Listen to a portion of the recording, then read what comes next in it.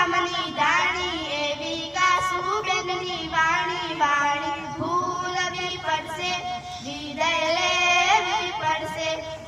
લીલી મડીની છાયા એવી નાગજી સાહેબની માયા માયા ભૂલવી પડશે વિદાય લેવી પડશે જેવા કલાકારના ચિત્રો એવા શાળાના છે મિત્રો મિત્રો ભૂલવા પડશે વિદાય લેવી પડશે લીલી મડીની છાયા એવી શિક્ષકોની માયા માયા ભૂલવી પડશે વિદાય લેવી પડશે